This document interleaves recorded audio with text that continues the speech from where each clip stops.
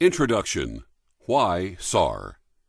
This training is designed to increase your awareness of the Nationwide Suspicious Activity Reporting, or SAR initiative, NSI, enhance your understanding of suspicious activity, clarify your role in reporting suspicious activity, what and how to report behavior and events that may signal the planning of a terrorist attack, emphasize the foundational role of protecting privacy, civil rights, and civil liberties as part of reporting suspicious activity, and highlight your role as a critical partner in hometown and homeland security.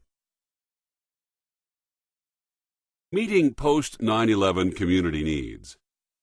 The terrorist attacks on September 11, 2001 have changed our world forever.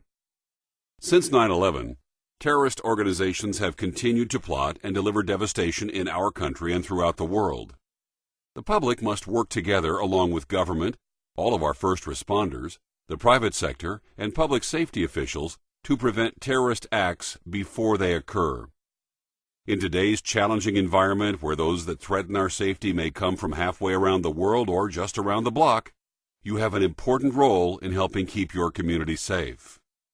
Several important information sharing lessons have been realized as a result of national tragedies, such as the bombing of the Murrah Federal Building in Oklahoma City on April 19, 1995, and the suicide attacks of the Twin Towers on September 11, 2001 in New York City.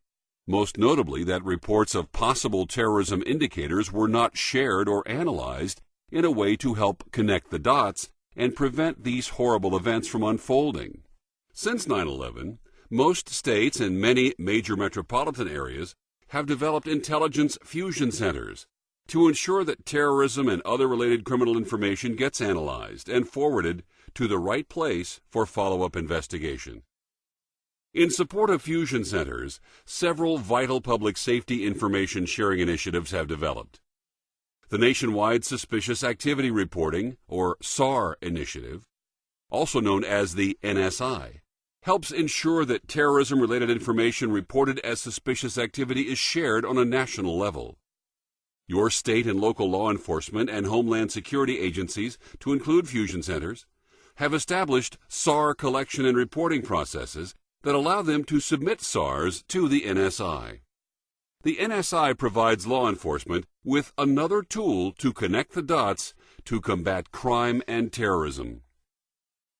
A better understanding of suspicious activity by first observers, who are individuals that have the opportunity to witness these behaviors, can play a crucial role in helping to ensure that communities remain safe from these attacks. As firefighters, emergency responders, paramedics, probation and parole officers, corrections professionals, private security officers, call takers such as 911 operators and emergency call takers, emergency managers, and members of other service professions, you have the opportunity to observe situations that may provide valuable insight for law enforcement agencies investigating cases with a potential terrorism connection. No matter what your profession, your reporting of suspicious activity is critical to hometown and homeland security. You are a valuable member of the SAR community, and you could be the key to successfully preventing future terrorist attacks on our nation. Even as we improve our information sharing, we must remain vigilant as threats are constantly evolving. What is suspicious activity? What is considered suspicious activity?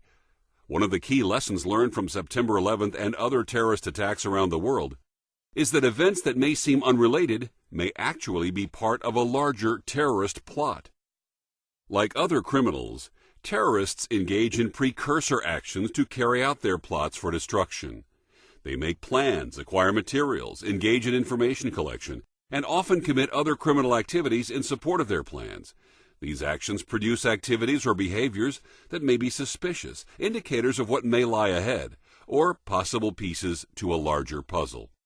Suspicious activity is defined as observed behavior reasonably indicative of pre-operational planning related to terrorism or other criminal activity. Simply stated, these are actions that could be a signal of future crime, including terrorist acts. To help understand what types of actions could be potentially related to terrorism, Previous terrorism events have been reviewed and analyzed for commonalities. The result is a set of indicators and behaviors that were present in previous terrorist events. Although these behaviors do not necessarily mean that someone is definitely engaged in a criminal or terrorist activity, they do provide justification for further analysis, and they should be reported. When you think about suspicious activity, the key is not to focus on who, the race, ethnicity, national origin, or religious beliefs of those we think might be involved in suspicious activities, but rather to focus on identifying their behaviors. These activities are suspicious based upon what, the observable behaviors, where, the location of specific activities, when, the timelines of events, and how, the tools and methods. Information you observe may be a precursor to criminal activity, including terrorism. Sharing suspicious activity information plays a critical role in public safety and has solved crimes, saved lives when linked together, and helped prevent terrorist attacks. Types of suspicious activity. The following types of suspicious activity are examples of actual crimes and potential terrorism-related behaviors that should be reported when observed. Breach or attempted intrusion of a restricted area by unauthorized persons, such as impersonating authorized personnel through the use of false credentials to access government buildings, military installations, or other protected critical infrastructure or key resources. Misrepresentation or presentation of false insignias, documents, or identification to cover illicit activities such as stolen or counterfeit identification, fraudulent warrants, subpoenas or liens, or attempts to pose as common law marshals. Theft, loss, or diversion of materials associated with a facility or structure, such as stolen badges, uniforms, or emergency vehicles that are proprietary to a facility.